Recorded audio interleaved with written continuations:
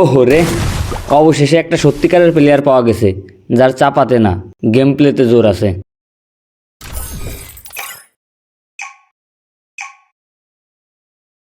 আসসালামু আলাইকুম ভাই ব্রাদার।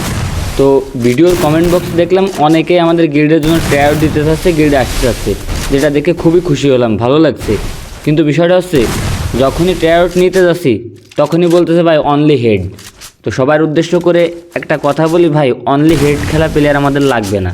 কারণ অনলি হেড খেলা প্লেয়াররা কেমন খেলে বা তারা সিএস র্যাঙ্কে, বিআর র্যাঙ্কে বা 4 vs 4 কাস্টমাইজে তাদের পারফরমেন্স কেমন থাকে এটা আমি খুব ভালো করে জানি। দয়া করে যারা হেডশট অন করে প্রচুর হেডশট মারেন, অনেক প্রো প্লেয়ার, তারা আইসেন না। যারা যা তা ভালো খেলেন তারা আইসেন 1 vs 2-তে 3টা রাউন্ড বের করতে পারলেই হবে, অথবা 8টা কিল করতে পারলেই হবে। ব্যাস, আমরা শুধু আপনার মুভমেন্ট অ্যাকিউরেন্সি এইগুলো দেখব, ঠিক আছে? অনেকেই দেখলাম ট্রায়াল দিতে চাচ্ছে, যার কারণে টিকটকের ইনবক্সে মেসেজ দিচ্ছে।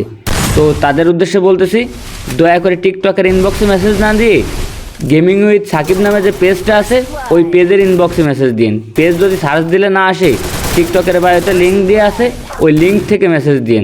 তারপরেও টিকটকে মেসেজ দিন না, কারণ টিকটকে এত লোকের রিপ্লাই করা সম্ভব না, ঠিক আছে ভাই?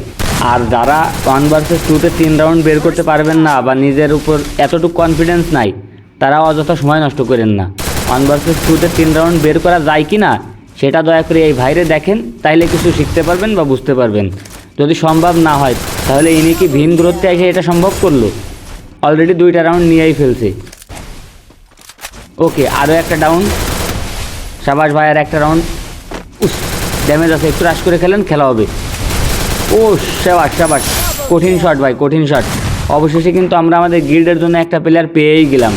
তিনি 1 vs 2-তে 3টা রাউন্ড বের করে দেখাইছে, খুবই ভালো মুভমেন্ট অ্যাকিউরেন্সি এবং আমাদের মন মতো একটা খেলা দেখাইছে।